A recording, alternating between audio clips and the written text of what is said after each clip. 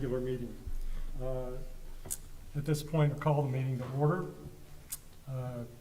First question, are there any adjustments, or would you like to approve the agenda as it stands? None being raised, we'll move forward. I'd make a motion we approve the agenda as it stands. All in favor? Aye. All opposed? Thank you very much. It is the duty of the mayor and every town council member to avoid both conflicts of interest and appearances of conflicts. Does any member have any known conflict of interest or appearance of conflict with respect to any matters coming before town council tonight? No. No. Seeing none, we'll move forward. Mr. Harris is under the weather, I understand, so Assistant Town Manager Jackson, the floor is yours. Thank you. Good evening, everybody. Thanks for letting me pinch hit for Mayor Harris tonight. I'm going to go briefly through your consent agenda. We've got 4 sets of minutes for your approval. I will note my appreciation for Angela Reese, who is helping with the minutes as we fill a town clerk position. She's doing a great job with that, and I appreciate it. I will note that your July 27th set does reflect a unanimous votes of 6-0 that should have been 7-0. So with that correction, I think those should be good. We've got under, at page 17, or starting at page 17, we've got your tax settlement for FY 25-26. This is the time of year where the county settles up with you and says what they have been charged to collect, what they've actually collected. And you'll note that we had a 99.89% collection rate, which is one of the, I think there was only one other jurisdiction that was just a hair higher than ours. So another very successful year for the county collecting for us. We also now move into the next tax year, and we need to do 2 things in order to do that. One is you need to appoint or reappoint a tax collector, understanding that for Weaverville, that's really essentially a name only, because we do contract with the county for our tax collection, but would ask that you appoint Morgan Worley as the town tax collector and set that bond amount, and then also adopt an order of collection for 2026-2027 property taxes.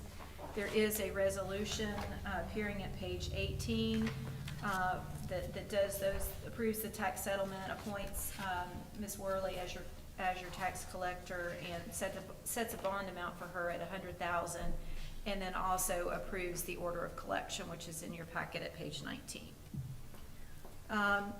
Moving on to page 32 is your monthly tax report. This time of year, the monthly tax report it looks pretty meager because the tax bills really haven't even hit mailboxes yet. Maybe Today. they did today. Oh, yeah. There we go. Today. Oh, no. So we're early in that process, but we do have a couple of refunds and releases for July that we need approvals on.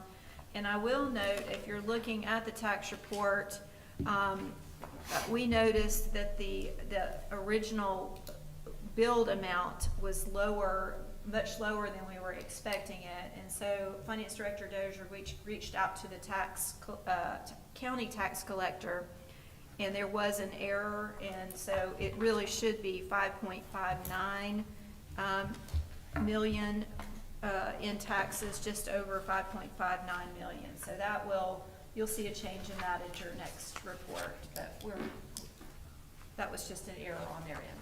Can I ask you a quick question? As they collect taxes throughout the year, do they send them as they get them, or do they hold them till the end of the year, or do it flows? Once a month, Once a month, okay.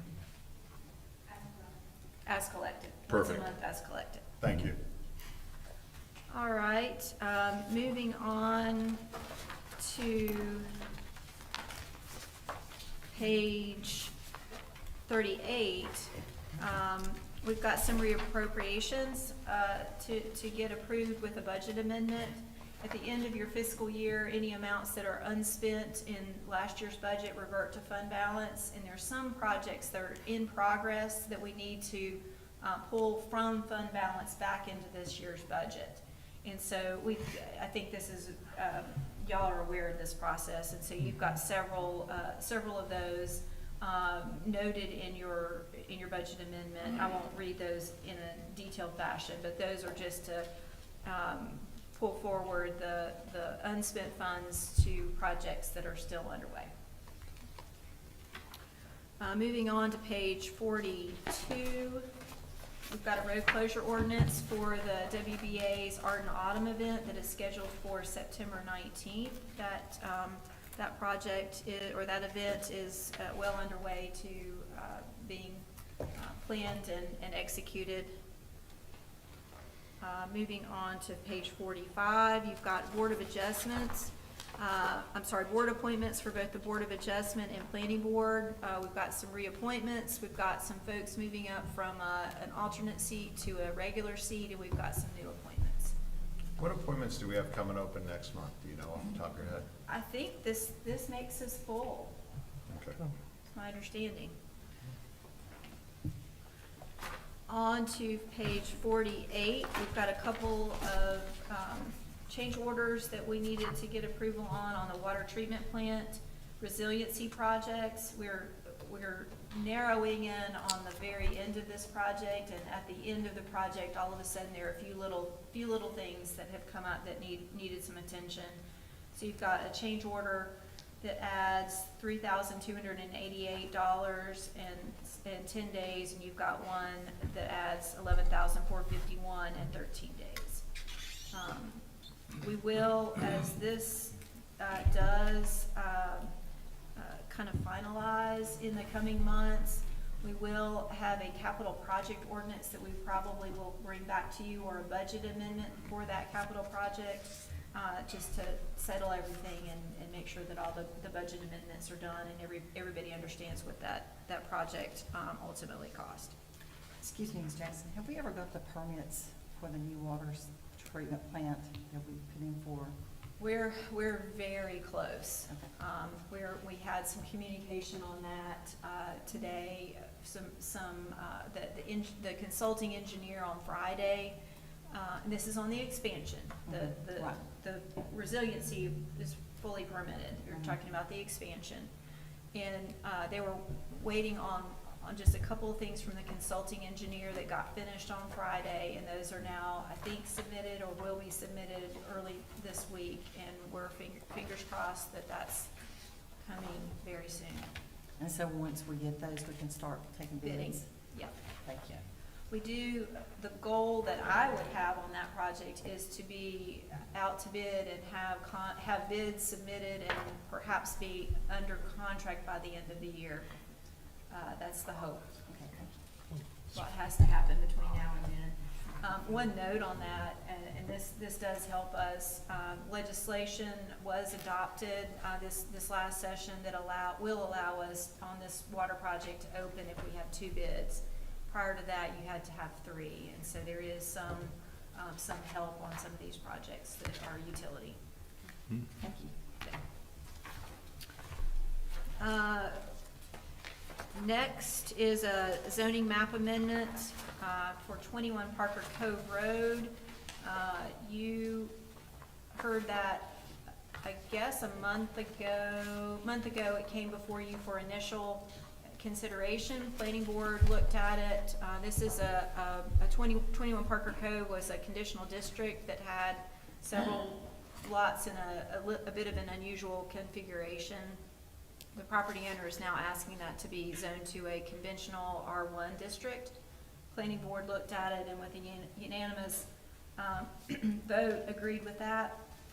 So it's up to you at this point to set a public hearing, and we're recommending that you set that for September 28th.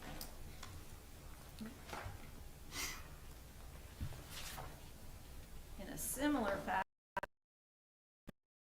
we've got some text amendments related to parking requirements. Legislation has altered the way our authority to require some parking. requirements, and so we've had to make some changes to our ordinance with regard to that. Ask you to set a public hearing on those proposed text amendments for the same date, September 28th at 6. And last, I'm sorry, 2 more items. Page 70, this was kind of a fun one. The North Carolina League of Municipalities has received a large amount of some disaster recovery funds related to Helene. And one of the things that they're offering to do is to essentially provide contract directly with municipalities and other local governments to provide some grant services. And so this memorandum of agreement essentially sets out a relationship with the League of Municipalities where they're going to provide up to $30,000 paid directly from them for us, for our benefit, to contract with some folks that will help us with some grants. So, just to be clear, this is not a $30,000 obligation from the town. No. This all comes from the disaster recovery funds to the League of Municipalities, and then we essentially are the service. They are going to contract that out to a service provider, a firm by the name of Witt O'Brien, and then Witt O'Brien works with us for grant identification, grant application, even some administration. So are we competitive with 35 or 36 other counties then for this service? No, this is $30,000 for us to use, up to $30,000 for Weaverville to use. Other jurisdictions are getting, I think, similar amounts. So the fee schedule again shows applications for federal, state, and nonprofit level grants. Did they show us any pool of interest in terms of where they would go for funds? I think it's really, it's all over the place. The folks that I have already spoken to, they're reaching for pots of money wherever they think they can find them. Okay, It's not just the state revolving fund from DEQ, for instance. That's a normal pot of money, and they can direct us there, but they're not limited to those usual buckets of money. and they're, I'm assuming they're fully aware of what the county is doing in this, along the same line of effort, so we wouldn't be competing, with two proposals to the same donor. Right. That I don't know. I do know that they become our advocate in this. They're helping Weaverville obtain some funds. Okay. So, this memorandum of agreement for grant services, this kind of kicks off that relationship. So we're committing 30,000 of their $2 million that they got from the state. I would say they are committing $30,000 of money they got from the state or feds to use for us. We don't get the money. But if we don't go into the arrangement with them, then they're selling it, whether they got us any grants or not, they're trying to figure out how to spend their 30 grand. So the ROI could be 0, right? Yeah, okay. I would think so. It could, I mean, it could. They may, if they're not successful, but they're gonna charge us not with our money, so there's a pot of money, right? There's a pot of money and they're tapping into it, yeah. Okay. No, I'm And if good. we don't, if we say no, then, they go, well, we didn't get that sale, how did we not get that one? No, that's good. I'm glad we're not committing our We're not. budget for that. That's fantastic. Last item in your consent agenda is, thanks to Councilmember Young, the Sky Regional Council, the Area Agency on Aging, and specifically the Long-Term Care Ombudsman Program, they're looking for some volunteers. And so I've stuck that information in your packet in case you wanted to pass that along to anybody. Land of Sky has a lot of resources, especially for the population of aging. If any of you are interested, you can go to their website. There's a plethora of things that they do. There's some information on the nutrition sites, which we have one at the First Baptist Church of Weaverville. They have a fall prevention program there. They have family caregiver support program where you can apply to get some respite dollars so people can come into your home and sit with your loved ones. So there's just a plethora of things that they offer. So I urge anybody who has those needs to take advantage of those. Thank you. And with that, I'm happy to answer any other questions or entertain a motion to approve the consent agenda. I make a motion.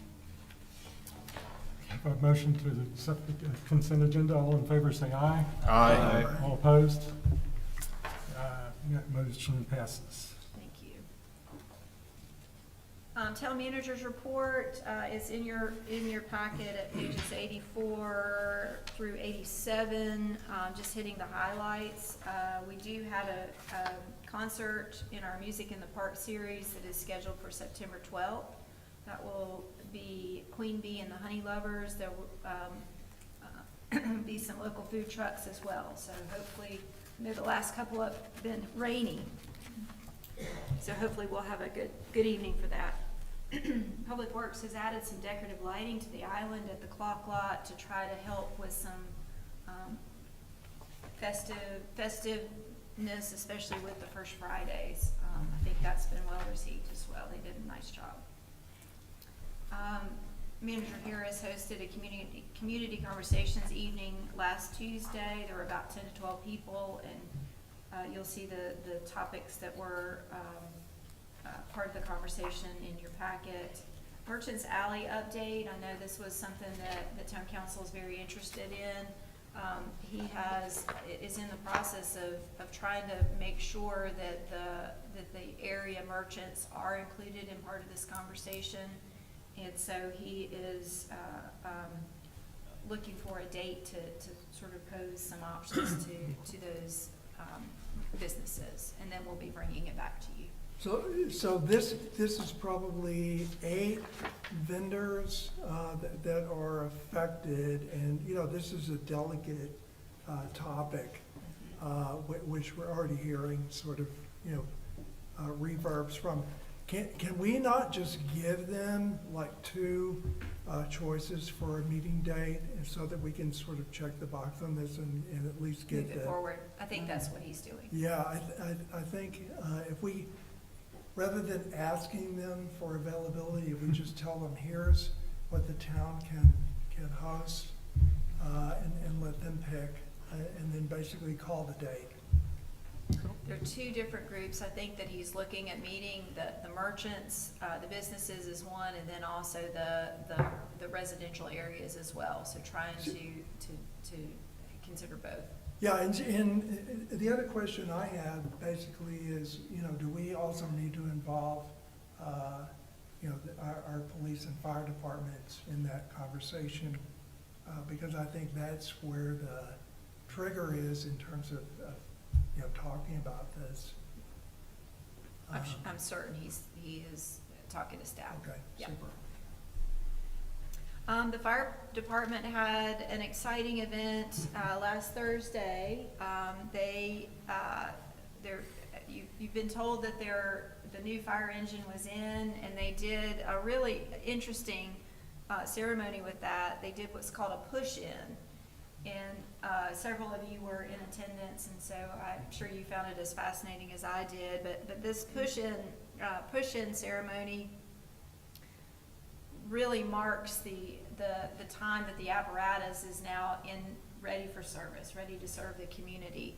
And it draws back from a practice from 17th and 18th centuries where they were horse-drawn, and you return the fire apparatus to the station. Horses don't back up well.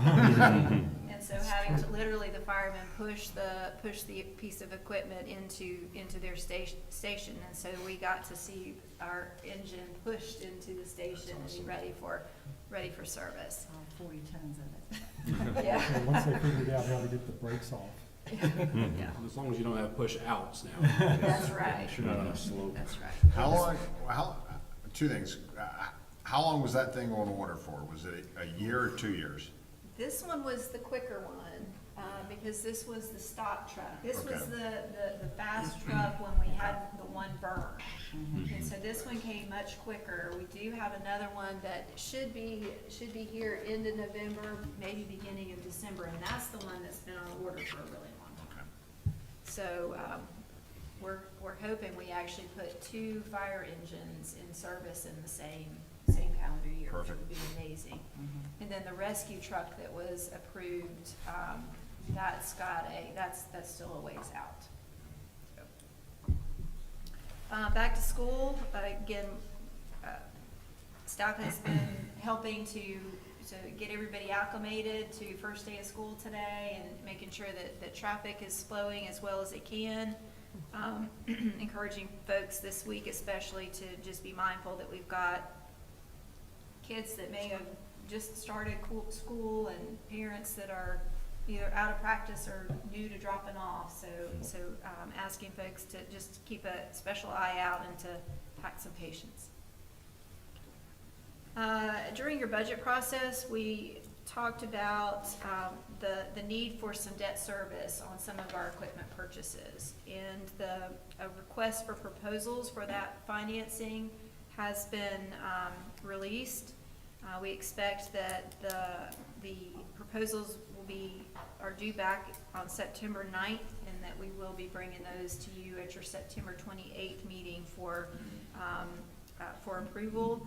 This is to fund the equipment, the fire trucks, for instance, and so the police vehicles, and the swap loader, and various other pieces of equipment that were approved during the budget process, the financing of those.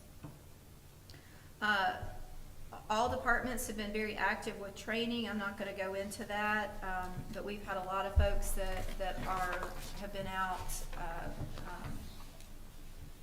participating in various training opportunities.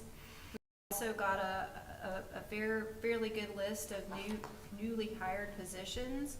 The fire department has recently hired 2 captains, a battalion chief, and 2 firefighter trainees. The police department has hired a police officer. The water treatment plant has hired a water treatment plant operator, and has had one of the water distribution employees transfer from distribution to production. Public Works has a couple positions that will be, that they will post and get that out in the next few weeks.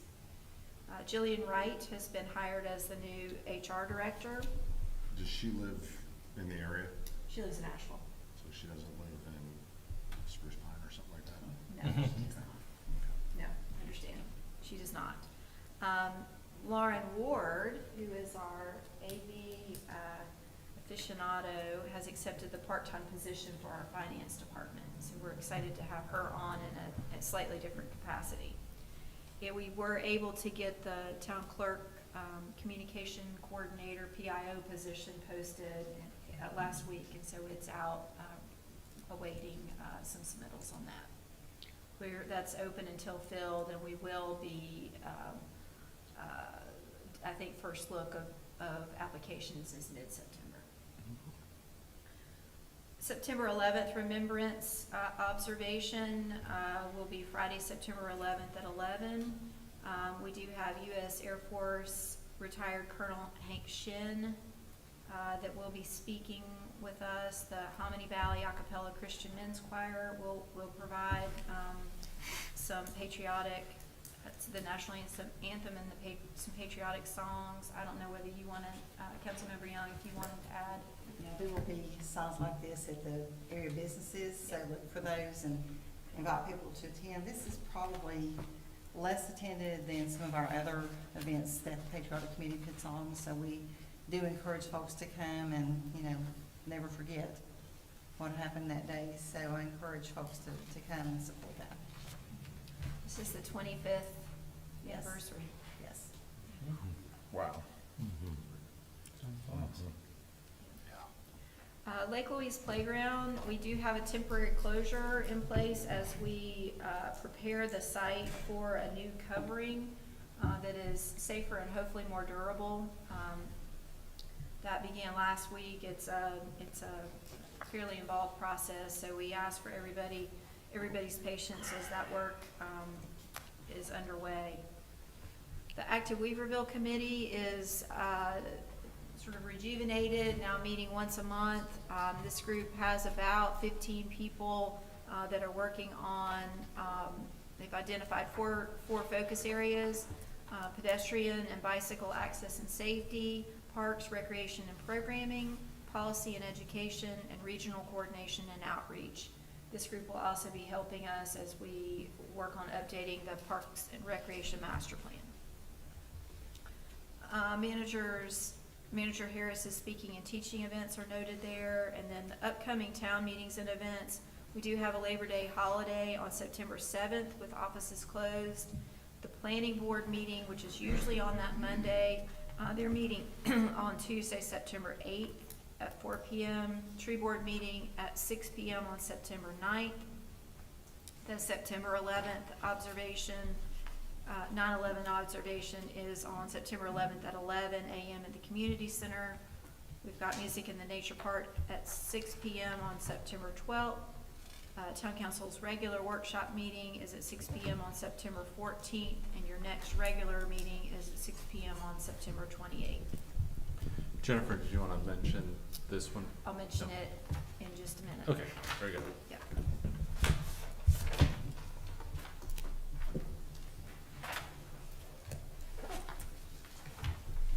And we have, moving into general public comments, there's no one that has signed up tonight. Thank you very much.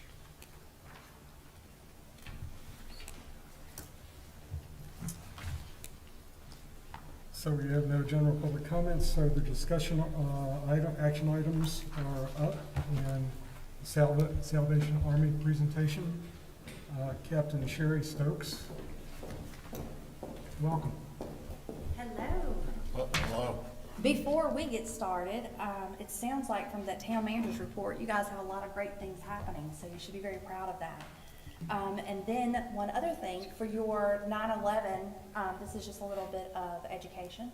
For the 9/11 event, the Salvation Army was the only emergency disaster agency that was allowed at 9/11 for the first 72 hours. That's pretty amazing. But I'm Captain Sherry Stokes, Salvation Army officer. This is my husband, Philip Stokes. We have been involved with the Salvation Army for over 15 years, almost 20 years, I think. And that's pretty good for us only to be 29, so. But what we wanted to do was, we got here last June before last, so last year. A year, June. Yes, a year June. We just come from over the county line from Henderson County. We served there for 5 years. The Salvation Army is much like the military. We move from place to place. We receive marching orders, and then we have to pack up our family and move. So we got here a year ago June, and we wanted to make sure that we were sharing with you guys the services that we offer to the community. While we may be located in Asheville, we serve all of Buncombe County. And your residents need to know how we're serving them, because some of your residents, many of your residents actually volunteer with the Salvation Army. So they need to know, or they donate where their money is going. So we've got a short slide that we want to make sure that we share with you. This is our mission statement. The Salvation Army is an international movement. In that evangelical part of the Universal Christian Church, its message is based on the Bible. Its ministry is motivated by the love of God. And its mission is to preach the gospel of Jesus Christ and meet human needs in His name without discrimination. Yes. So the story of the Salvation Army in Buncombe County, we were established here in 1890. So we've been serving for well over 100 years. That alone is exciting. We were originally in an opera hall near the courthouse. I can barely see it. So more than 135 years. Thank you. And our Center of Hope, so we have 2 locations in town. You may be familiar with the Center of Hope. That's our shelter. We're going to get into that in just a second. That was on Haywood Street in 1979. And of course, you heard our mission earlier is to preach and teach the gospel of Jesus Christ and meet human needs in His name without discrimination. information. We are first and foremost a church. Our services that we offer currently in Buncombe County, emergency food assistance and pantry services, that's located on Haywood Road. We give out food every Tuesday, Wednesday, and Thursday. We partner with Manna for that, and then of course other food drives that are held within the community. We offer rent and utility assistance. We also offer mortgage assistance, so we've seen that in the past. Homeless prevention and case management, as everyone knows, Asheville has a terrible problem with its homelessness right now, so we really hang our hat on that. We're doing some good work. We're going to get that in just a minute. Emergency shelter support, so when people call us or come by our office and they are in emergency need of shelter, we are able to provide that. Youth, family, and senior programs. We have worship services, and we offer spiritual care. So again, the Salvation Army is a emergency disaster services as well. So we're both certified for emotional and spiritual care. Disaster relief, I think, was at the bottom, is what we mentioned earlier. And then the Center of Hope, which would be our 80-bed homeless shelter. Now, this is what I love, so I'm going to talk a second about this. We have approximately 80 beds for individuals that are experiencing homelessness. We shelter men, women, veterans, and families. Now, what sets the Center of Hope apart from all the other shelters in town is, number one, we are open 24 hours a day. So most of your shelters are going to close from about 8 a.m. to about 5 p.m. And the residents have to either go work or hang out in town at the library or do whatever until they can come back in. But we are open 24 hours a day. We have someone that works third shift. They can sleep during the day. The next thing that sets us apart is that we don't separate families. So we have a separate area that is just for families. So in most shelters, a man and a woman, the man, the dad, would have to go stay with the other men in the shelter. He wouldn't be able to stay with the families. In our shelter, we keep everyone together, especially during such a difficult experience and situation. And of course, the veterans, we've had a lot of senior citizens lately in our shelter. That number has skyrocketed, so especially after healing. We give out essential hygiene resources, case management and housing placement assistance. Another thing that sets us apart is we have an 85% successful housing rate. That is amazing, especially in Buncombe County right now. So 85% successful housing, so that means if we have senior citizens in, if we can get them into assisted living. We have had individuals that have been so sickly that we have had to have them placed into a nursing home. We had one gentleman who was found roaming around town, city limits of Asheville, and the police department knows all of us very well. And so they had taken this individual to a few other shelters in town, and they declined to be able to help him because his health was so bad. So, of course, the police department brought him to us, and we said, yeah, we'll take him. But within a week, he was in the hospital and had a quadruple open heart bypass surgery. He was able to do respite, and he came back to us, and then we were able to house him. So, especially for our families, that's a big deal. That 85% successful housing rate is very good. Long-term stability and self-sufficiency, our goal is, so our program is about 90 days to 2 years long. When people are in our facility, they're in our facility. It's not like as you go every day, right? So they don't have to come to our shelter tonight and then hope they get a bed tomorrow night. Once they're in, they're in. And sometimes it takes up to 2 years for an individual to overcome everything that they've been through and then have them housed and to be self-sufficient. So that's our shelter. You may have heard recently that our shelter is actually maybe going through a pause in services. The city of Asheville had partnered with us 2 years. for 2 years of ARPA funding, and that income is now gone, that grant money is now gone. And if you may be aware that Asheville has lost $30 million, I think is what they're saying. So they don't have the funding to help us. I think that's what the news story said. But we have been in conversation with the mayor and other local leaders of the city council, also to have conversations with them about what we can do to partner in the future. So while we have a pause of services starting November 1st, we are going to try to secure funding from November to April 30th. But during those months, we're hoping to do a shelter as well. And if we partner with the city of that will provide 80 beds for men, which according to our most recent point in time count, that's the group of need that's there is for those men. So that's about the shelters. Anybody have any questions before I keep going? Okay. I'm high energy, so if I keep going, just let me know. The community center, I'll let you cover that. You sure? I'm positive. I do talk, but after 25 years of marriage, I understand. I just sit back and let her do her thing, and then it all works out. But I sort of hope our community center that's on Haywood Road, that's been there since about 1974. Most people are familiar with it being the Boys and Girls Club. And that closed down around, the Boys and Girls Club shut down around 2019, 2020. But there's where we have our church services, and like she mentioned, we are Church First. We're both ordained pastors. So we officiate and lead our Sunday services. But in that building, we also have a full gymnasium that we open it up to the community. We have a gentleman currently that is training basketball players in our facility. Our food pantry is also on that same location. And that food pantry, just compared to last year, the amount that we've given out has increased over 300% for new clients that have come in. Last month alone, they gave out over 30,000 pounds of food. And it is a small little area, but our staff, they put the food out there like nobody's business is the way I see it. But we also offer in those programs, we have youth programs that we'll be developing. We also have senior programs that we'll be developing. We're in conversations with Council on Aging. West Asheville is a food desert for seniors. And so we may be a host site to provide senior meals and senior programs at our location. And so with that, we also offer a Bible study during the day on Thursdays at 10 a.m. And then we have gym rentals throughout the season that people can use. And you mentioned Land of Sky. We actually have a meeting with them on Monday to talk about some partnering. We're really excited about that. All right, and then the next slide. All right, so two of our biggest programs is Angel Tree and our Christmas Kettles program. Many of you have probably heard that bell outside of Walmart and you try to walk past without making eye contact. I totally understand.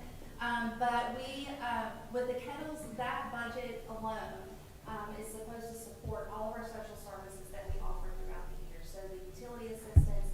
One thing that we did mention is that we have a life-sustaining medication program as well. So if we have someone that has a life-sustaining medication they can afford, as long as we have it in our budget, we'll assist them with that as well. But that comes from our kettle program. So Angel Tree provides Christmas gifts, clothing assistance for local children and families. We do have a client choice, so the parents actually get to come in and go shopping.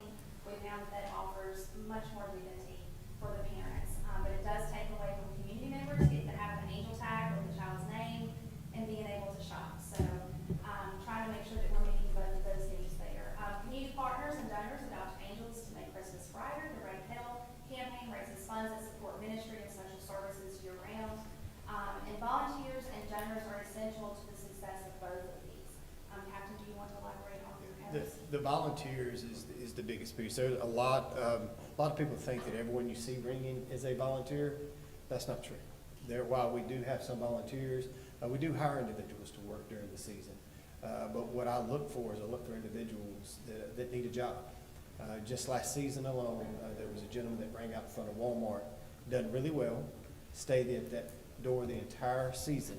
The manager come out about 2 weeks after and said, "Sir, you've done a great job. I'd love to hire you at the end of your Salvation Army stint." And he said, "Sir, you won't be able to. I have a felony." He said, "Well, I'm the manager and there's ways around it because the work that you're doing out here, everyone deserves a second chance." So when you see people out there ringing and you know that they're not a volunteer, like we're looking at it like it's part of a ministry for us, but everyone deserves that second chance. And everyone has a story to tell. And so we just use it as an opportunity to have people tell their own story. But the volunteers for that, of course, from a financial point of view, we have to pay people, or we have people that donate their time. We make more money when people donate their time, which is more money that goes back into the community. And something that needs to be known too is about 83 to 84 cents of every dollar that is raised in Buncombe County stays in Buncombe County. The other it goes directly towards services that are offered. So the other 15% or so is going to go towards our buildings, our staff, which are all local. It's very important that you know that. And with, I think there's a website, it's called Nonprofits USA, I believe. The Salvation Army has a letter grade of an A. So it's really important to know.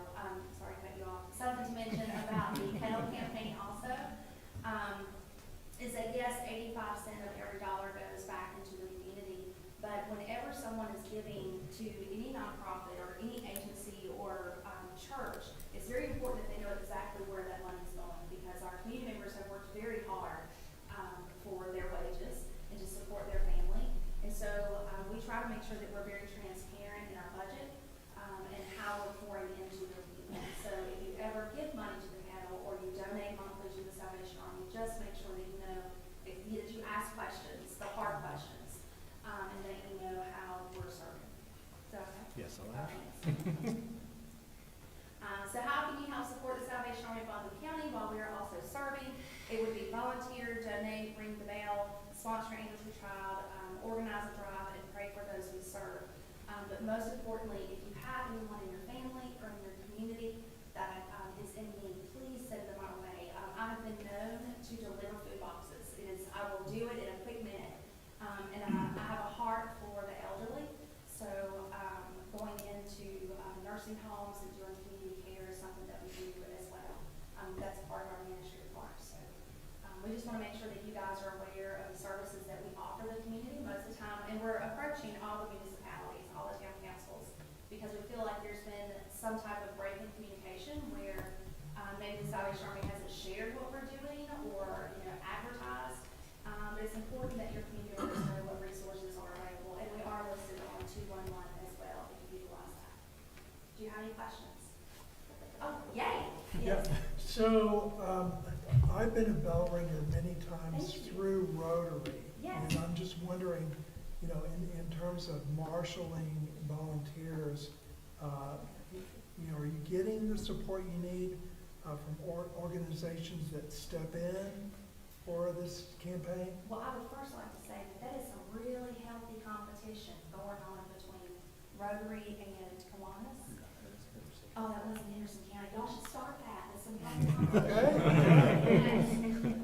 You would see those guys come in at the last minute, like writing checks. It was so funny because they just wanted that. But I would think our volunteers actually, we definitely need more. We've had days where we could not ring the bell at a location because we didn't have volunteers. So we're trying to build up that volunteer base now. So part of us doing stuff like this is just to that point, is to raise awareness and then share with other people, hey, we can do this. Ringing the bell is great if you can do it with a family. Church groups can do it. We've seen children go out there and do it, like through ROTC groups. And so we're trying. Realtor companies. Yeah, and so we're trying to touch all walks of life to give them an opportunity, because once you do it, you realize, man, it's not that hard, but then it's kind of a blessing, because then people will come up and share with you how the Salvation Army has impacted their life. And you can think about 135 years in Buncombe County. Like, that's a lot of impact the Salvation Army's had. I'm a Rotarian as well. So I'm with the Downtown Asheville Club. And so just got enrolled there probably about 6-8 months ago. And so I'm excited to get them on board even more than what they're doing. Perfect. But yes, so we're trying to get the news out to say, yes, we could use more. Thank you. And yes, ma'am. I want to first thank you for your service to our community and for all the help that you've given to so many people that are in such need. I was able to work with Land of Sky last week and did a health fair for their volunteers.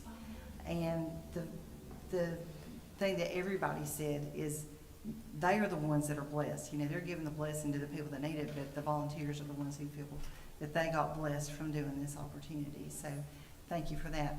My other question is, what is going to happen to these folks during their pause? Because that's a concern. We have been connecting with, thank you for asking about it.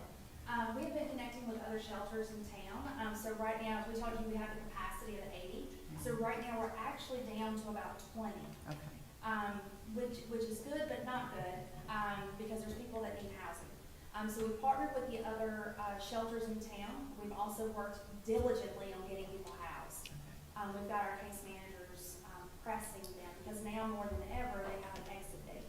Okay. And will that pause affect your food bank at all? No, ma'am. Okay. Totally separate. All right, thank In our budget, I don't think we mentioned this, our budget for our Center of Hope is $90,000 a month. That's to house 80 people. That's 3 meals a day, that's case management, that's transportation to and from doctor's appointments, job interviews. We also have the Appalachian Health Bus that comes every Wednesday.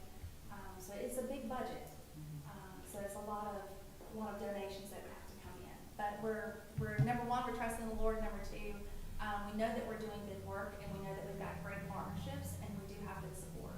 So, did you have a question? I don't want to leave you out. Okay. Yeah, it was just more of a technical question. Does the Salvation Army of Buncombe County, do you file your own paperwork with the IRS, or is it done as at the you know? So we're structured, our hub, we have a divisional headquarters, which is in Charlotte, and our territorial headquarters, which is in Atlanta. Okay. So we're under a Georgia corporation, so Okay. everything is filed under Okay. Atlanta. Okay. Thank you. And our budget for the Salvation Army for Buncombe County is $3 million. Yes, 3.1 million. That would be our community center, our food pantry, the social services that we offer, and that also includes our shelter. Thank you. Yes. Thank you so much. Any other questions? Thanks for the presentation. Yeah, thank you. Thank you. I hope that you can walk away with a little bit of knowledge about what we do, and we have these for you guys. Thank you so much. Just some information, and everyone needs an extra bit. Thank you. Thank you. Okay, moving on, Mr. Rorio. I'm gonna learn to say your name sometime soon. Arroyo. That's okay. It's a toughie. Good evening, everyone. I'm Fionn Arroyo, President of the Weaverville Business Association, and I'm here tonight on behalf of the WBA to give our quarterly update on what we've been up to and what we have coming up. First, I'd like to thank Jennifer Jackson and Scotty for working with us to make these quarterly updates a regular part of the Town Council agenda. We really appreciate having the opportunity to keep the council and the community informed about what the WBA is doing. I'd like to start with an update on our WBA membership. We currently have 82 members, with 3 new members joining in the last 3 months and 14 new members joining so far this year. It's great to see our membership growing, continuing to grow, and more local businesses becoming involved with the WBA. This past quarter, we hosted 2 of our community events, Music on Main and Salute to Summer. Music on Main was another big success this year. We had a wonderful turnout on Main Street with Weaverville Realty Cindy Ward doing a great job as MC. I usually share those duties with Cindy, but my daughter decided to get married that same day, so I had a pretty good excuse to bow out. But I'll be back next year. Our performers this year were Holy Roller, Mama, and Giacomo, and they put on a great show. Of course, an event like Music on Main would not be possible without the generous support of our sponsors, including Advent Health, Weaverville Realty, Guzman, Rose, Colbert and Kramer, Explore Asheville, and Twisted Laurel. We are incredibly grateful for their continued support. Everything went smoothly with the town, with the social district. The weather cooperated beautifully, and overall, it was another great day for our businesses, residents, and visitors.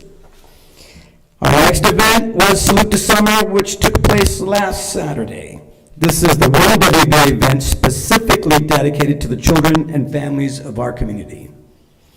And as Councilman Andrew Nagel can attest, because I saw you there, a fun time was had by all. We had kids' activities, smoothies, popcorn treats, and plenty of smiling faces. It was a great family event and another wonderful day in Weaverville. Next up is our flagship event coming up, the 19th Annual Art and Autumn Arts and Crafts Festival on September 19th. Art and Autumn will once again feature more than 100 joint artists and craftspeople, along with live music from some of our wonderful local musicians. This event has become an important tradition for Weaverville, and we're looking forward to another great year for the artists, our businesses, our residents, and everyone who comes to experience our town. We are currently looking for volunteers for Art and Autumn. If you or anyone you know is interested, you can go to our website at visitweaverville.com. That's visitweaverville.com, and you can sign up there. Our volunteers really are the backbone of these events, and we couldn't do what we do without them. I also want to take a moment to thank the town of Weaverville, our police department, fire department, and public works for working alongside us. These events require a tremendous amount of coordination, and our continued collaboration and support play an important role in making them successful. And these events do more than provide entertainment for our residents. They bring people into Weaverville. They introduce new visitors to our shops, restaurants, breweries, and galleries, and other local businesses, many of whom may be experiencing Weaverville for the first time.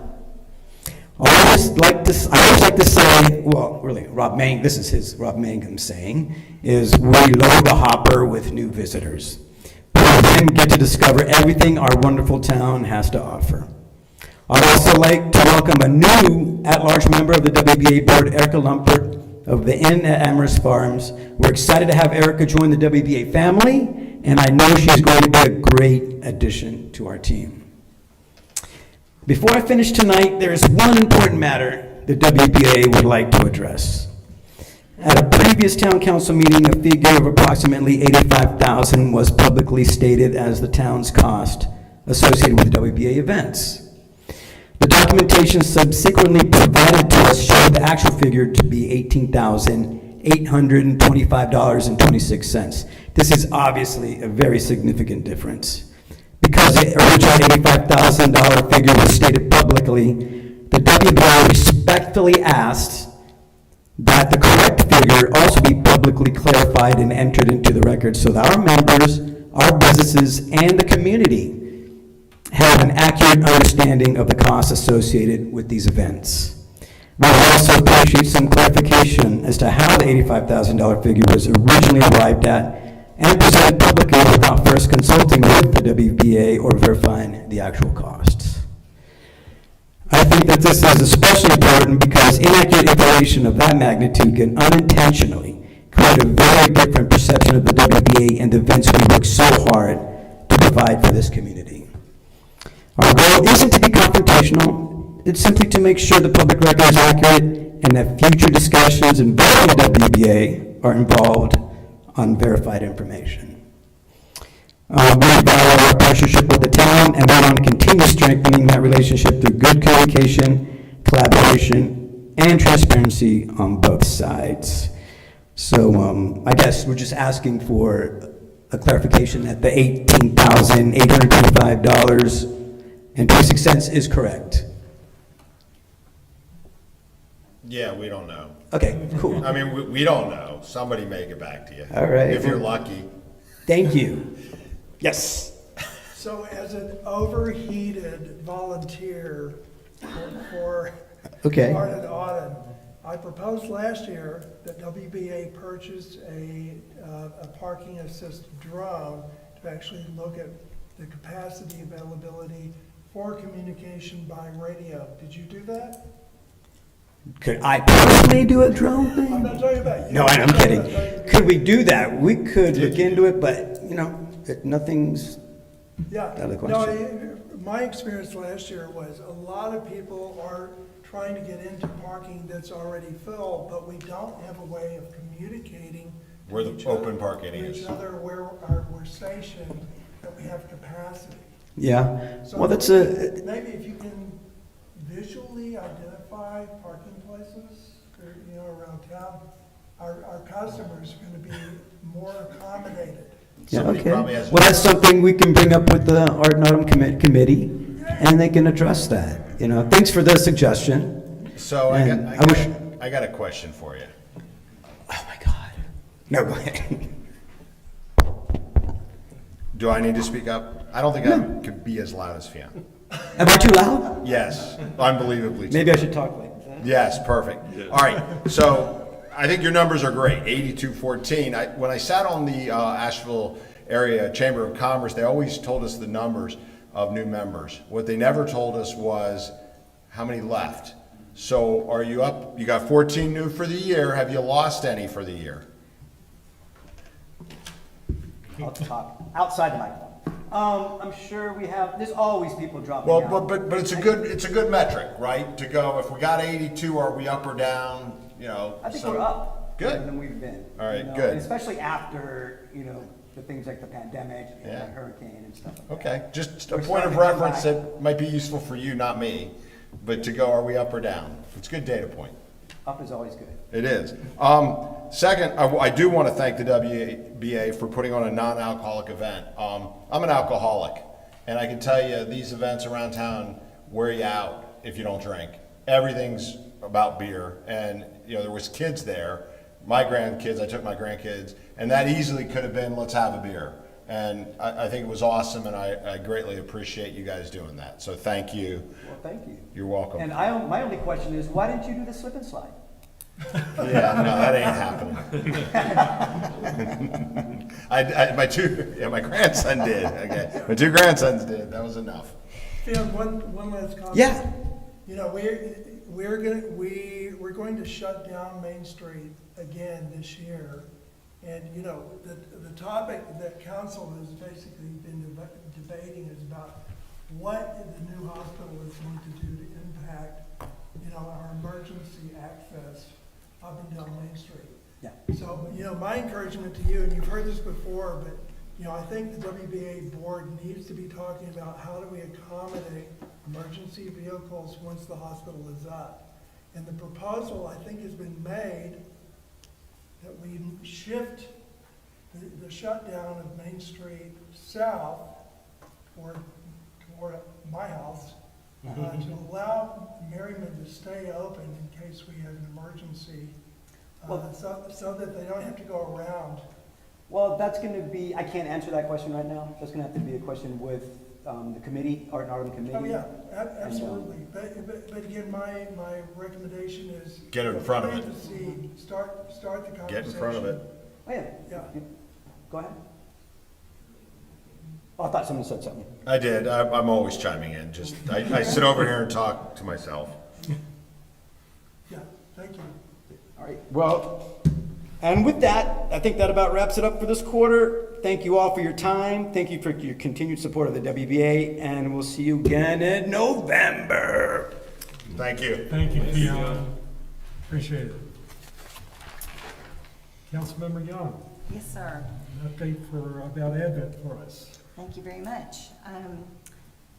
Our mayor, Councilman Barnett, myself, and Mr. Harris all attended the public hearing for Advent Health for the 92 beds that are up for grabs again for another certificate of need. It's the same 4 hospitals that were vying for the beds before, Mission HCA, Novant, UNC Health, and Advent Health. So there was approximately 200 people there. Of course, not everyone got to speak because there were so many people there. It started at 10, it lasted until after 6 o'clock, and there were still people who did not have an opportunity to speak. Unfortunately, the 4 of us got to put our 2 cents worth in for this. Advent Health asked how many people in the room were there to support Advent Health as opposed to the other 3 hospitals. 2/3 of the room stood up. So that was a visual for the person that's making the decision to see how many supporters Advent Health had there. Just to let you guys know, we learned a lot during this presentation about how that decision is made as to who gets the beds. There was one person there listening to the public hearing, and there was one other person who assists that person, or maybe he assists them, in looking at the application packets and the letters that come in. So really, it's 2 people making a decision of that magnitude, and we were all just shocked that it's not a big committee, it's only 2 people. So that was a little concerning to me. But out of the people that got to speak, there was one person that stood up for HCA, and they said, "I'm not really sure what I'm supposed to say, I didn't get any instructions," and she said a few things, and that was about it. There was about 3 or 4 that stood up for Novant. UNC Health had 8, Advent had 41. So we had a good support of speakers that came there. The decision for those beds will be made sometime around Thanksgiving this year. As far as the other beds go, the 26 beds that are still in litigation with HCA, appealing that decision, that is still on track. You know, we won't know the answer to that for another probably year and a half. Advent Health did appeal the 95 bed award to HCA, and that'll be probably 3 years in the making before that will ever be determined.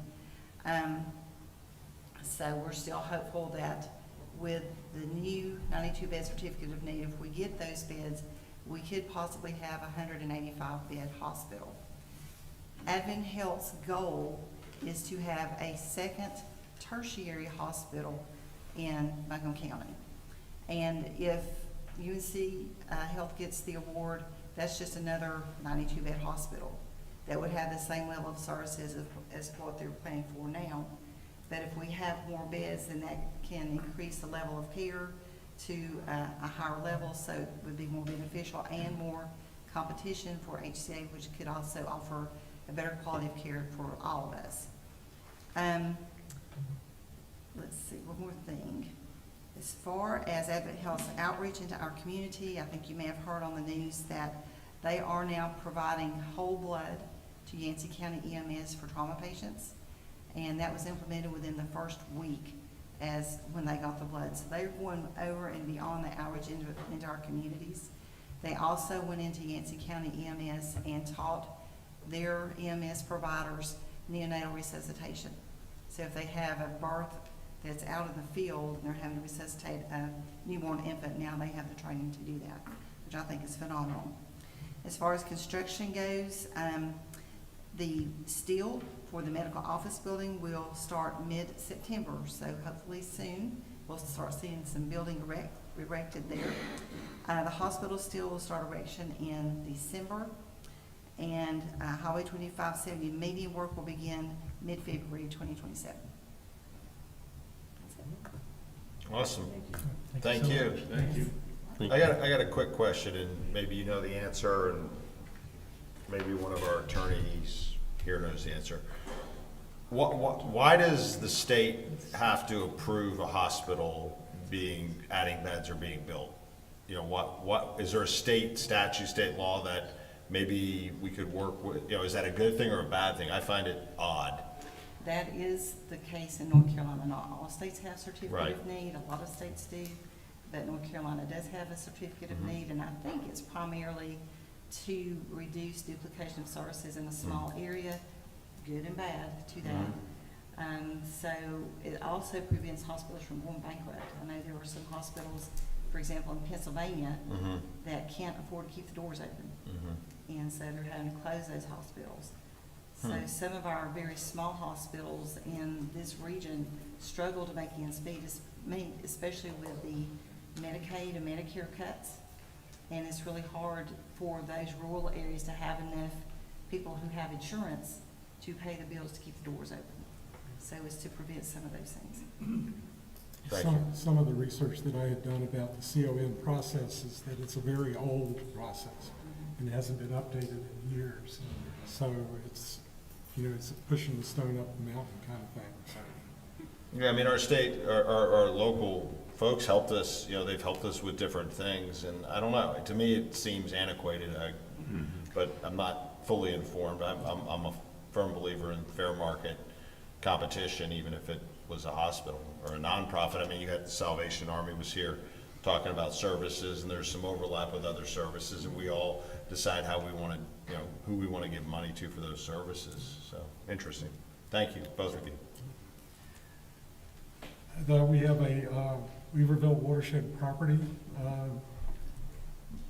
presentation by our assistant town manager. Yes, thank you. So back in April, town council was sort of briefed on a problem that we have on the 30-acre parcel, the 300-acre parcel, sort of between Eller Cove Road and Elk Mountain Scenic Highway. That's the town's former watershed property. Had catastrophic damage due to Hurricane Helene, so much so that the North Carolina Forestry Service usually pulls up our the picture of our property when going out and talking about the damage that the storm did.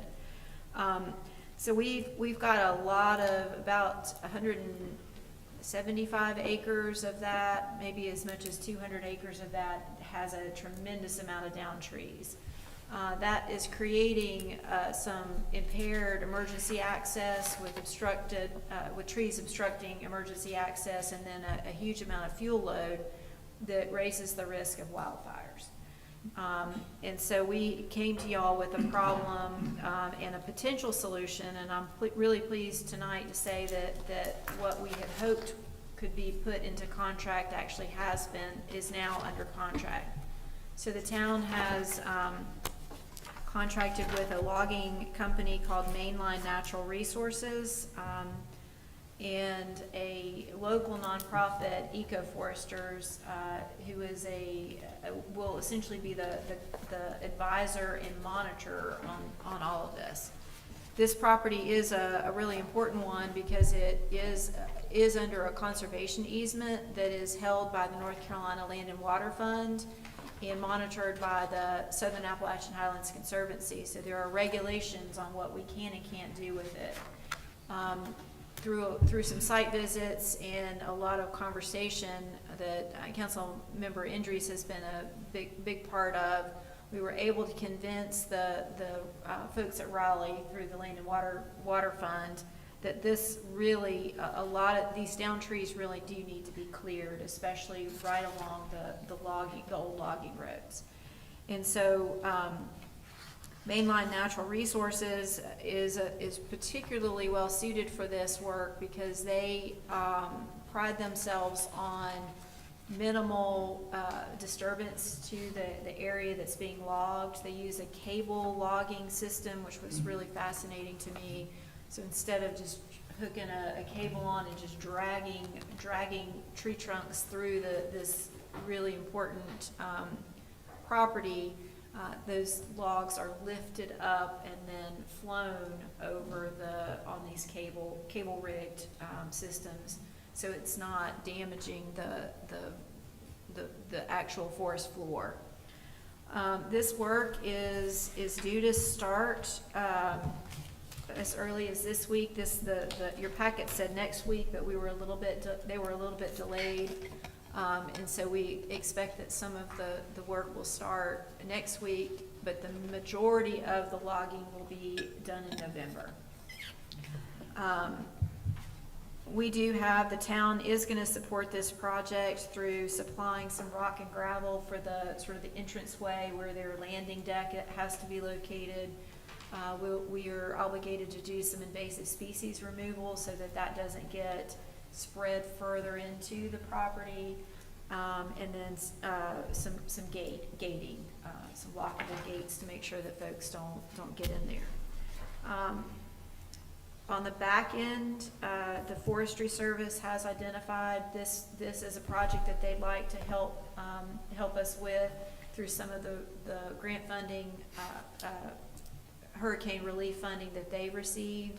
And so after Mainline Resources pulls out and they've finished their work, then the Forestry Service plans to come in and what I would say tidy up the edges of the logging roads to make sure that we do have good fire breaks in there for the emergency access. Councilmember Indries, please correct me if I've described anything incorrectly or if you have anything to add.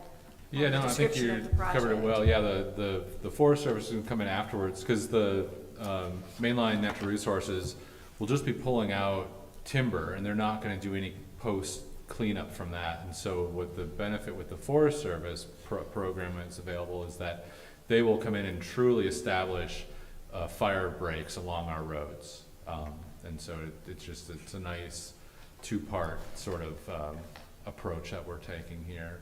Also, just a little bit more info on cable logging. Mainline Natural Resources, their equipment will only touch the existing road network, and so they're not going to be installing any new additional fire logging roads. Whereas with traditional logging, you would see zigzag roads up and down the whole property. But Mainline is it's a really neat sort of system that they use. And so, it was a big lift to try to get our conservation easement folks to agree to this, but, we found the right team of folks to do it, so. And it's only downed trees and Right. significantly damaged trees Yeah. that will be pulled out. It's not everything. There will be a lot of standing timber still left. But it is, quite a sad sight to look at, to see all the timber that's down. Yeah, the loss of canopy is staggering. It's staggering. It really is.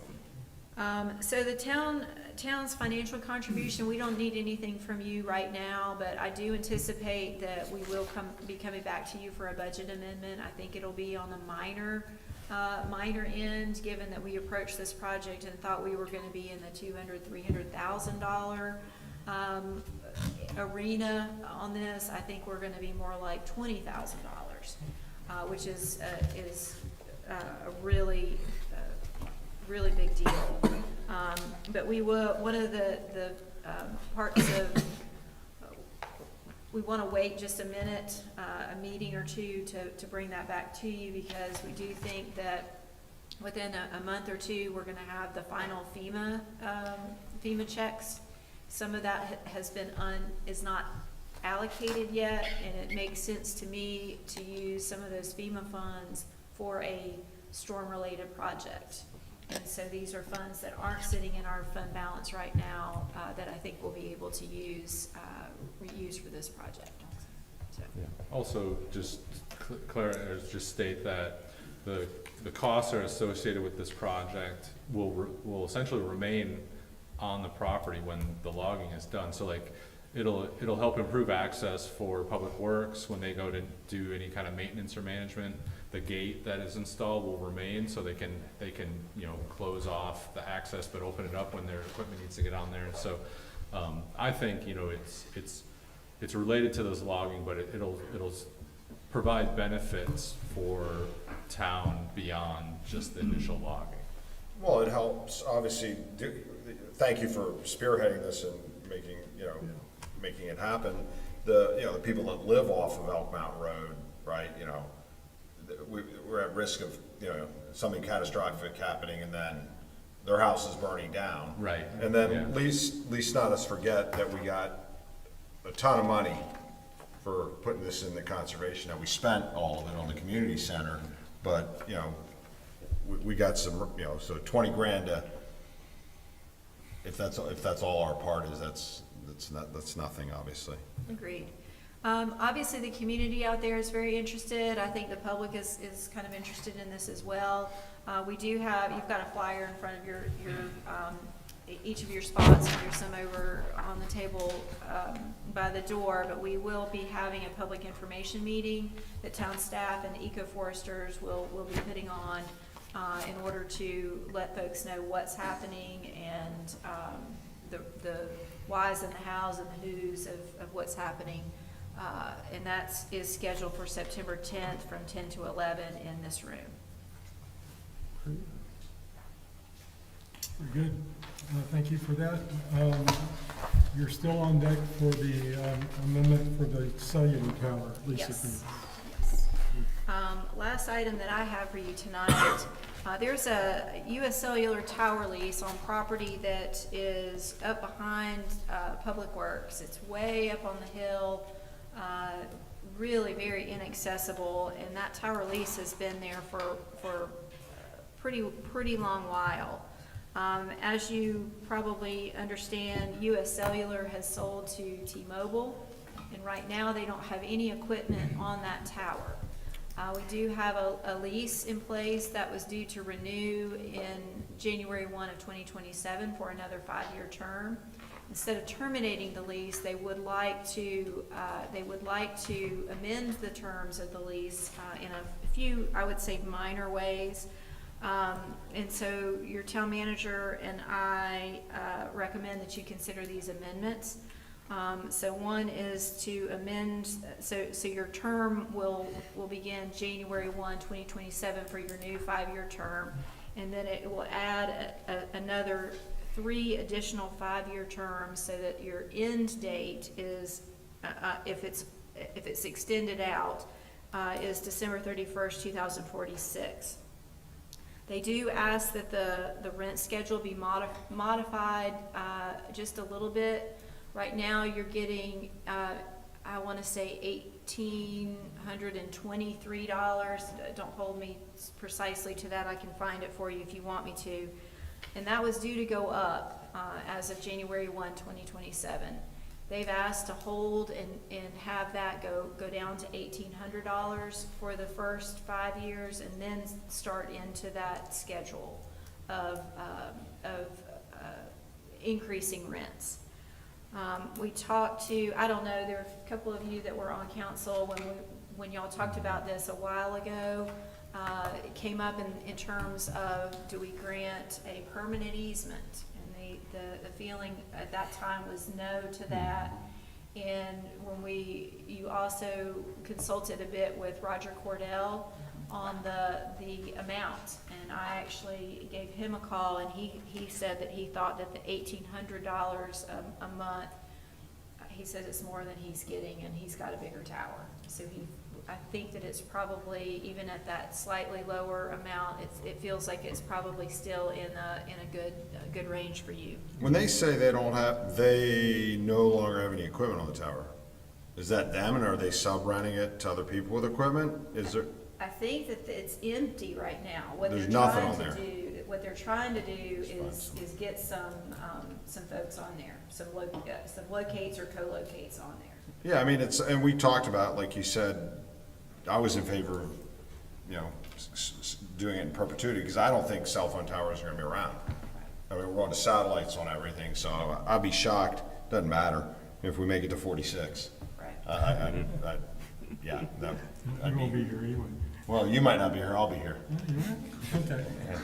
I'm only 61. Right, that's 20 years, right?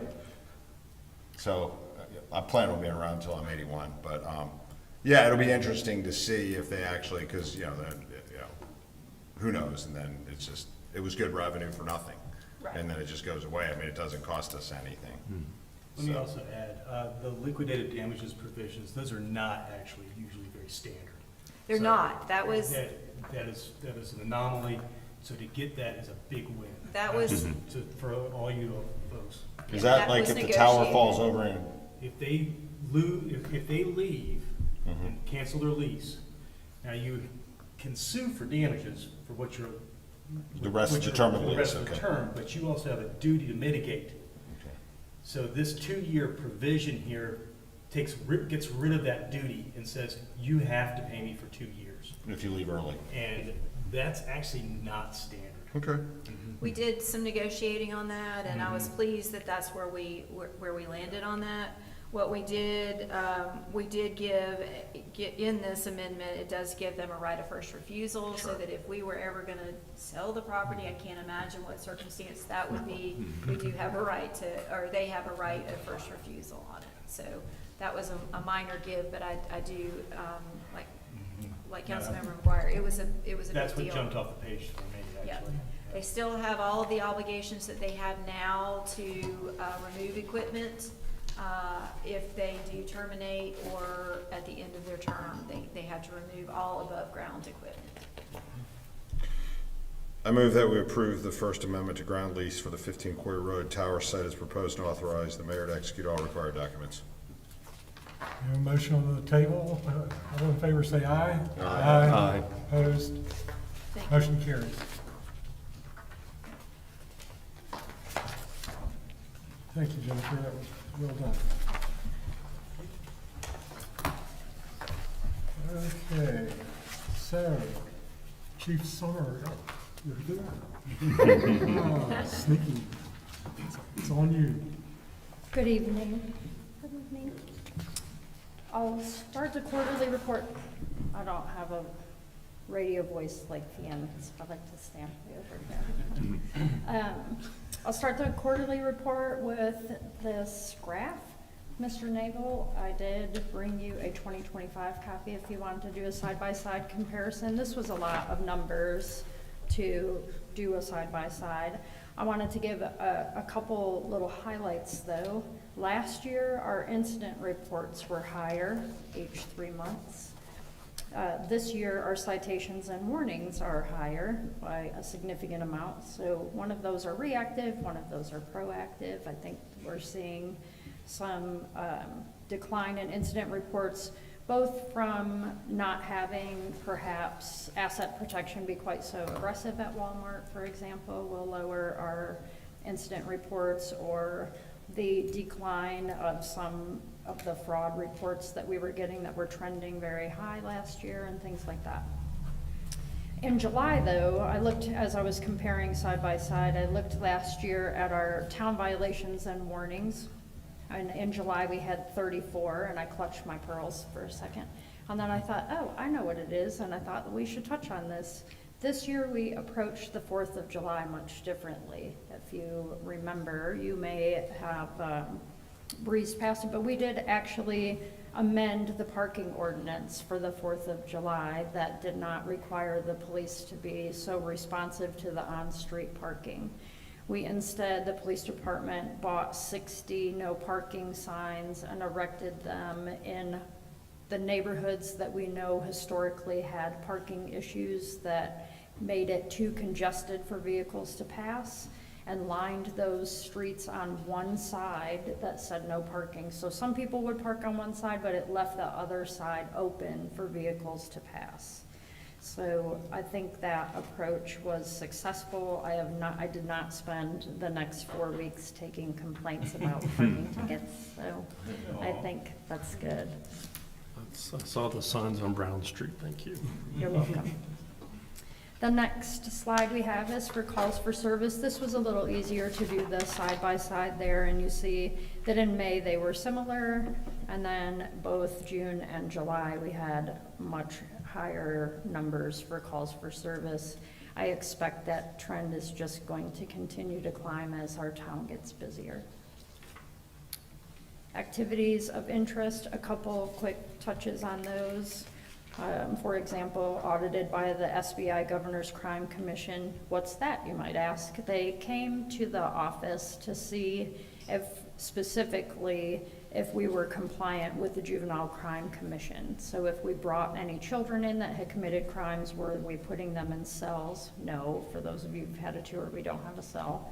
We don't chain them to a table, which was one of the things they looked for. Do you lock them in the closet? No I mean, I was locking. locked in the closet at one point in my life, but, you know.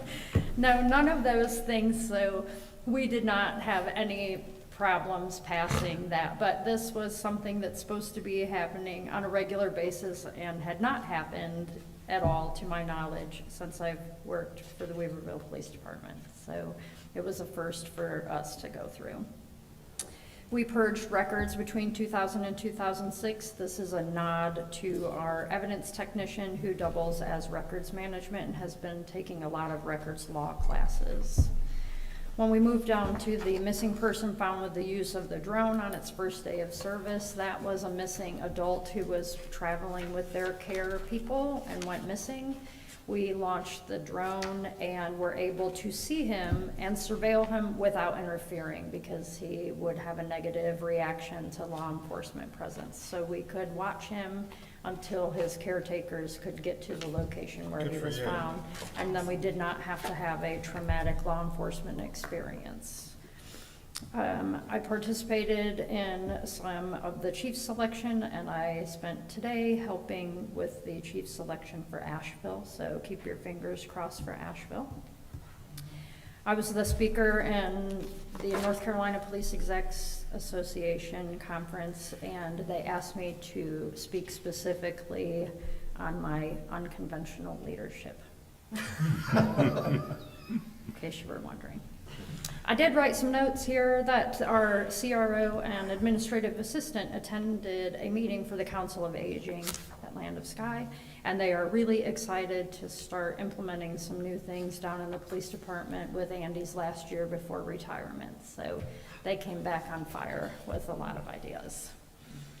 As far as down below, we have the 2 officers who attended the Governor's Highway Safety Conference. That is actually your 2 members of the traffic team. So remember, you gave me 2 positions. I have hired those low positions. 2 people will be promoted to a traffic team, and they are well on their way to getting some specialized training and education to support that. And at the bottom, the officer certified as a less lethal operator. We are trying to expand our less lethal options, and that included converting our shotguns to a less lethal option. So you will see those be changed. We just have to get our policies in line with that. And then finally, I did want to take a moment to express my gratitude, so I will read this to you. I want to express my sincere gratitude to the town administration, town council, and our supportive citizens for the raises that were approved for our department. These adjustments do more than increase numbers on our paychecks. They allow a team that's been through real adversity together to remain intact. Call after call, shift after shift, the men and women of the police department face life-changing situations together that leave lasting marks. They are with each other in some of their most dark and scary moments. Those shared experiences create a bond that cannot be manufactured or quickly replaced. Providing wages that make it possible to support their families keep these teams together. One could say it supports their mental health. When officers stay, the institutional knowledge, community relationships, and hard-earned lessons stay with them. Our newer members learn from the seasoned veterans like Andy, with 26 years here, who have already navigated the same streets, and they teach them the community expectations that people like Darla have come to appreciate. The level of service that the citizens say they want to maintain is in part because we are able to take care of the employees in a meaningful way. Every effort is made to support the staff holistically. For Scotty, Jennifer, Tanya, thank you for entertaining every silly and unconventional idea that I have to support the police department's health physically, emotionally, mentally, and spiritually. These officers come to the police family carrying a God-given light, and we work very hard not to be the source of the bushel that extinguishes their flame, and it could not be done without all of your support. Work-life harmony is a priority in our agency. The more ample pay has created an environment that allows for officers to enjoy their days off. We have seen a shift from a culture in which employees routinely sought out extra duty opportunities to one that values time with their family and the development of an identity beyond their badge. We believe officers who have a healthy life outside of work are better positioned in their work. Beyond the paycheck, the town has been very supportive of our focus on employee safety. The careful consideration of our budget requests allow for quality gear, valuable training, and force multipliers like the drone. Well-trained staff are more confident in their abilities, and that confidence translates into calmer and more deliberate decision-making on the street. That commitment also strengthens our ability to recruit personnel. Prospective officers want to know that they'll be supported, properly equipped, and given the training necessary to do their job safely and effectively. When we can make that commitment with confidence, we become a much more attractive agency and ultimately a stronger one. Recruiting and retention is not simply a personnel metric. It's how we protect the continuity of service, preserve that hard-won expertise, and maintain the kind of cohesion that only develops when people choose to stay and invest in one another and invest in your town. Your decision supports that continuity. Thank you for recognizing the value of keeping our team together.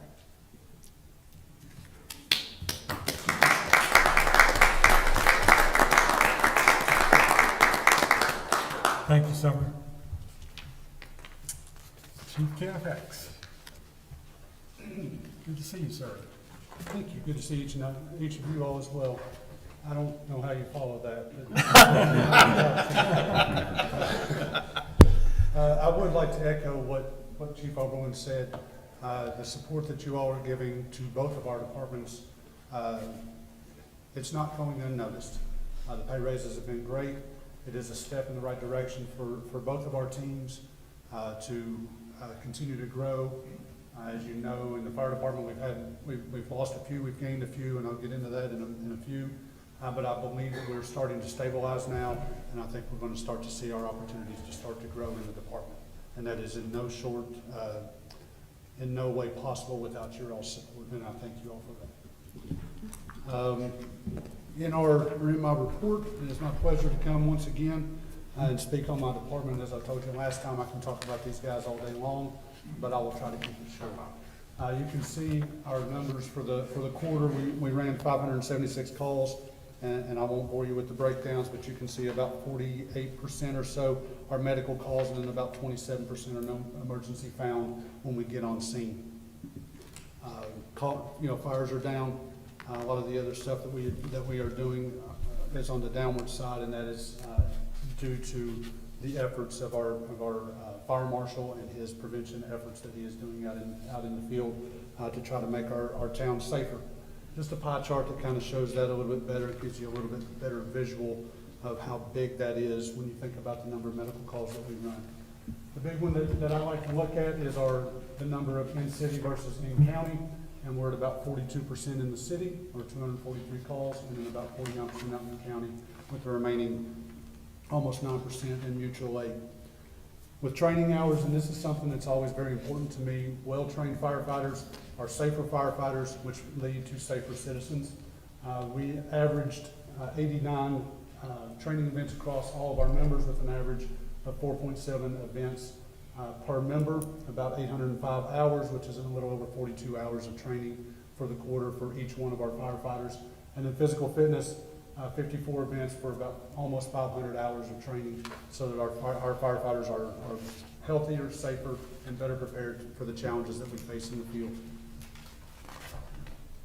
For a fire marshal, as you recall, last quarter, his numbers were down because he was so busy with some of the other very important things that he was doing with the ISO and with the OSHA inspections. His numbers are coming back up now. He's at, for the quarter on car seat installations, 14 of those, and then approximately 61 commercial business inspections. So it is his busy time of the year, making sure all of our businesses are safe and ready for our citizens to shop there and do their business there.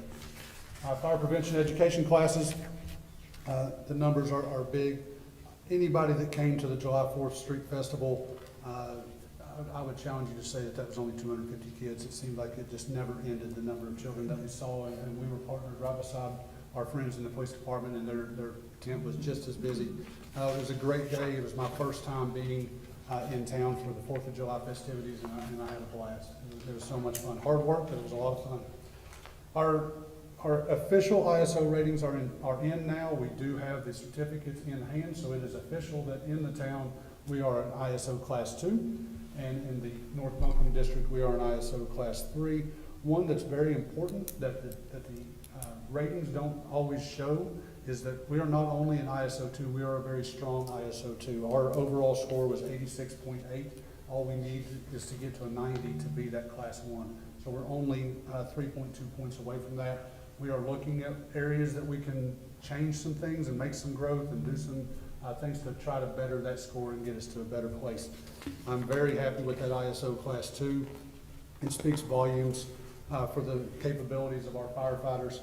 I thought this chart was kind of telling as to what type of firefighters that we have here and how good that they are. If you look across the country, 40,355 departments surveyed in the country. We're in the top 5% of that in the country. Okay, that is huge. When you look at just in the state of North Carolina, 1,513 departments surveyed, we're in the top 7.8%. So one of only 88 departments that got a Class 2. That just speaks to the character of our people and how hard that they work and how much they train to be the best that they can be. I am so proud of these guys. You can see we've had some new hires, and Ms. Jackson talked about this in the manager's report. What you see here is firefighter trainee Isaac Sizemore. He is the one on the left as we look at the picture. He came to us with some of his firefighter training already, so he should be finishing up in his academy, I believe, sometime around the end of September, and we'll go online riding the truck. The gentleman in the middle is our new captain, Troy Sloop. We're very excited, and so far, the feedback that I'm getting from our guys with this gentleman is that we hit a home run with this hire. I'm very pleased with the work he's doing so far and excited to see what he continues to bring. With firefighter trainee Ryan Lenahan, he did not have any of his training, so he has to go through the full academy before he's able to come online, which will end sometime in the very beginning of December, before he'll be on the trucks with us. Not pictured would be Captain Derek Metzler, who came online August the 2nd. He came to us as one of our part-timers. He's doing a wonderful job, and I am happy to announce that we have Battalion Chief Andrew Gordon that is coming online. His first day on shift will be September the 3rd. He brings extensive knowledge both in operations and in administrative duties. I'm very excited to what he's going to bring to the department. As Ms. Jackson reported, and some of you were at, we did have our truck push-in ceremony last Thursday. Very excited that this new piece of equipment is in service and serving the citizens and doing a wonderful job. It's such a beautiful truck. If you haven't seen it in person yet, please stop by the station and take a look at it. We are so proud to have it in Weaverville in our fleet. We also have, as has already been spoken about, we have another new engine coming. It should be here, projected to start production sometime next month, and we're hoping to have it in North Carolina sometime in November or early December, and fingers crossed, we're going to work very hard to try to get that truck in service before the end of the calendar year.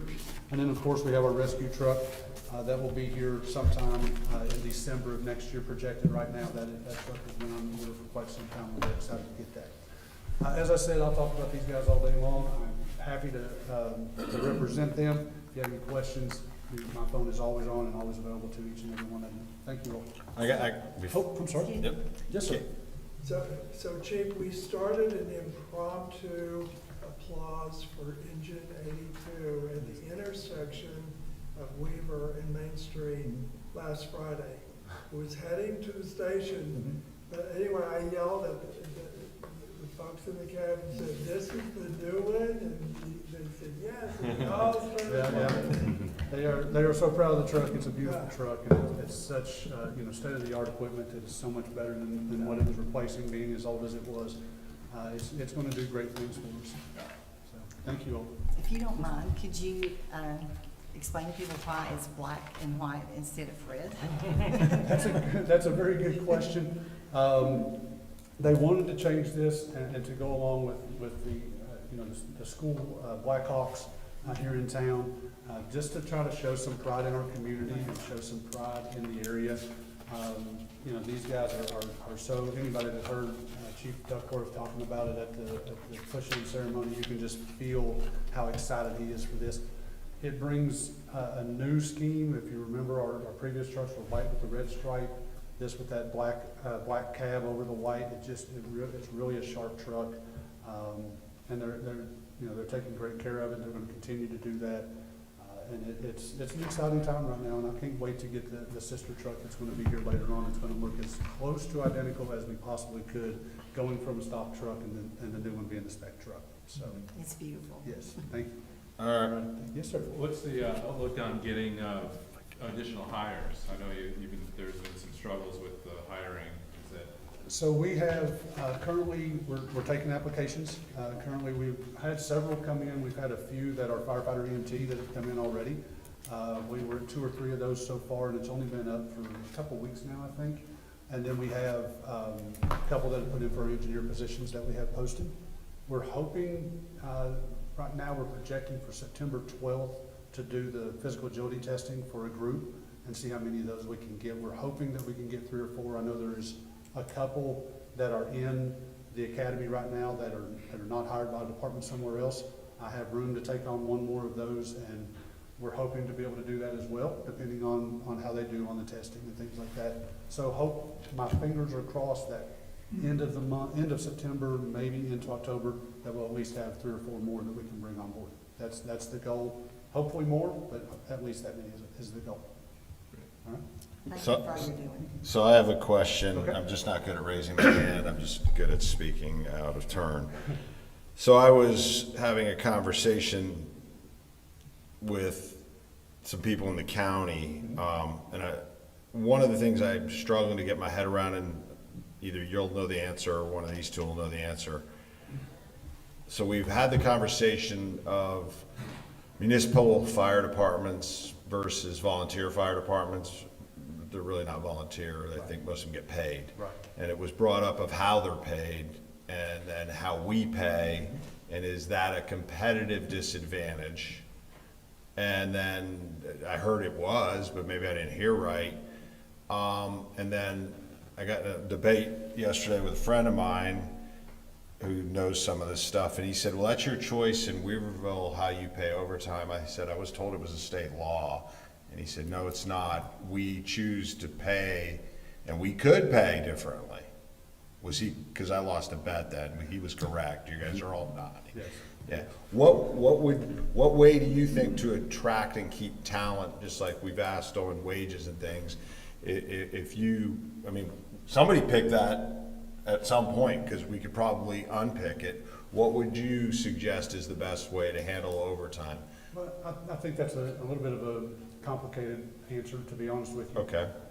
Part of this, and I'll say this first, when we chose, and when Manager Harris and Assistant Manager Jackson came to you all with those proposed starting salaries, those hourly rates, we did that to put us in comparison. So $21 an hour for us paying overtime the way we do versus a department paying anything over 40 at $18 an hour is pretty almost exactly the same, okay? So some of our neighbors are in that more than that $18 range for their hourly, but they're getting that overtime sooner. To get to that, anything over 40, that's what I would like for us to do at some point, but it is complicated to get there because it's not complicated to make the change, and that's easy to do. What that does is it does cause a pretty large increase. I want to say it's about 11% or so more to go from anything over 106 in a 14-day cycle to anything over 40 Yeah, based on the same hourly rate. You know, you can't cut their pay now, right? Nobody wants a pay cut. Right. But moving forward, you know, I think sometimes it's and I'm not a fireman, so firemen in the realm of North Carolina understand how they're paid, right? Right. We paid at our factory for years on production, and the production worker could tell you quicker than anybody else how he was actually paid, Yes, right? absolutely. How many emblems he had to make and all that jazz. So I think we just need to be open to feedback, as we've done with Chief Oberlin, to go, our job is for you, and yeah, I mean, Scotty's not here, but as a group, we get to make the rules, and sometimes I'm glad you guys do these quarterly reports, because I don't necessarily want to hear it filtered. Right? And he's not here, and that's, you know, but it's good to have that, you know, even though your direct report is, you know, Scotty, we as the board of directors to this corporation known as the town of Weaverville, you know, need to know how we can help. And, you know, I got in an argument with Chief Williams years ago over how it was paid, because we got publicly shamed that we weren't paying enough, and I said, well, let me just see their W-2s. Let me see their last paycheck. Oh, they don't make as little as you say. Okay, so, you know, we scratched out everybody's name and their social security numbers, and was like, wow, we're not as shitty as they said we were. So, it's the same thing for you, and I think to Mark's kind of statement or question, we need to know what you need so you can hire and retain talent. We don't want turnover. And if there's something in the way that we can fix, then we need to know that so we can help be part of the solution. I appreciate that, and to answer your question, I would love for us to get to that anything over 40. I also know that's not gonna happen overnight, because it does have a significant budget impact. But I would love for us to get to that anything over 40. That's something that our people, my very first time in town, when I met with my chiefs in the very beginning, before I actually started my first day, that was one of the things on their list. And then the others were the $20 to $21 an hour, if we were going to stay where we were, and towns accomplished that. So now I think that is a good step that takes us in that right direction. I think that would help with our recruiting and being able to retain people.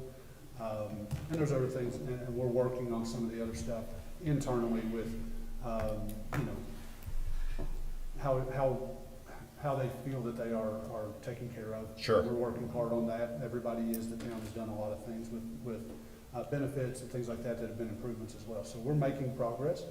I mean, it's an expensive town to live in. It is. And It is I don't know, you know, I had the statistics last time I was on council of how many people that worked for the town that actually lived in the town.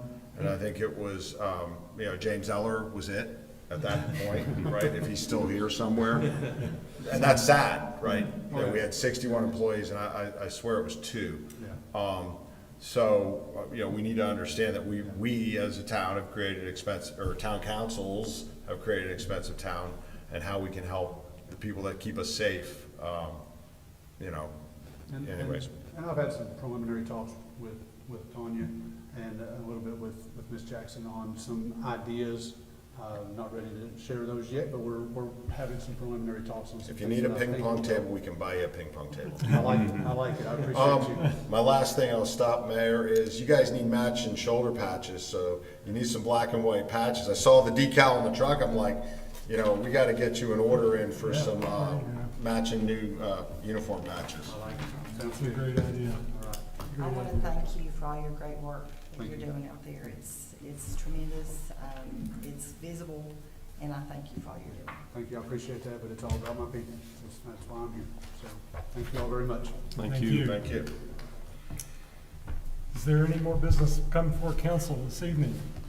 Just, I'll make a quick note from the MPO.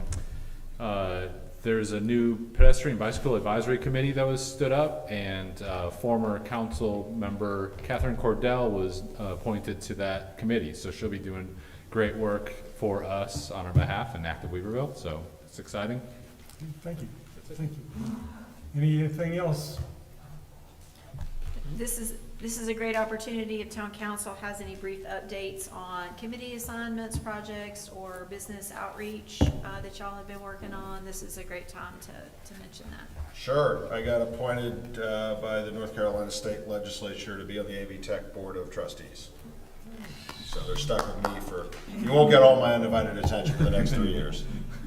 So, And I'll let everyone know that the transition of Highway 55 to 4 Brew will be starting next week. nice. And I have been appointed, Not a beer shop. Mark was hoping it was a beer joint. Yeah, and also our Hardee's, the attorney for the owner basically says that they do have a new tenant, but they're not ready to reveal it to us. Oh, such a secret. Wow. also, I have been appointed to the Board of Directors of Reclaim Healthcare Western North Carolina. Nice, congrats. Anything else? Any other good news? Seeing none, we are adjourned. Hot dog.